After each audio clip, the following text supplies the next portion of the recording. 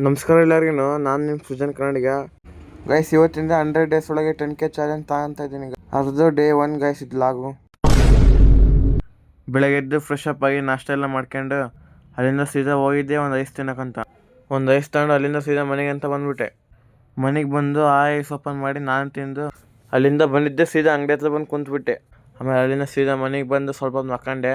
ಆಮೇಲೆ ಹೊರಗೆ ಯಾಕೆ ಬಾಯ್ ಮಾಡೋರು, ಅದಕ್ಕೆ ಹೊರಗೆ ಬಂದರೆ ಇವ್ರು ನೋಡಿದ್ರೆ ಗಾಳಿಪಟ ಆಡ್ಸ್ಕೊಂತ ನಿಂತ್ಬಿಟ್ಟಿದ್ರು.